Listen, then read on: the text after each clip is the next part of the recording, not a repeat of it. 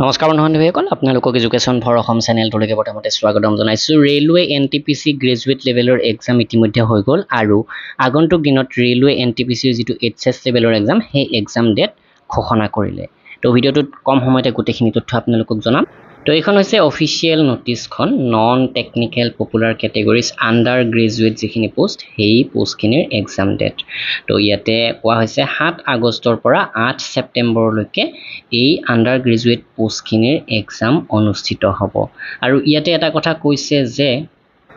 আপোনাৰ এক্সাম কোন দিনা পৰিছে সেইটো চাব পাৰিব আপুনি আপোনাৰ এক্সাম ডেটৰ ঠিক 10 দিন আগতে অৰ্থাৎ 7 আগষ্টৰ পৰা 8 ছেপ্টেম্বৰৰ যিটো দিনত আপোনাৰ এক্সাম পৰে তাৰ 10 দিন আগতে আপুনি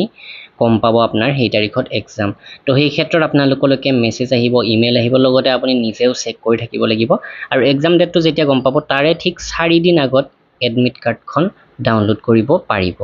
আৰু ইতিমধ্যে আমি ৰেলৱে এক্সামৰ বাবে অসমীয়া মাধ্যমত সম্পূৰ্ণ সিলেবাস কভাৰ হোৱাকৈ পিডিএফ কিতাপ প্ৰস্তুত কৰিছো আপোনালোকে যদি এইখন কিনিব বিচাৰে assamgkpdf.com ভিজিট কৰিব প্ৰায় 14000 প্ৰশ্ন উত্তৰ ইয়াতে অসমীয়া মাধ্যমত আপোনালোকে পাব এক্সামৰ বাবে যথেষ্ট হেল্পফুল হ'ব তো সোনকালে ভিজিট কৰক assamgkpdf.com ধন্যবাদ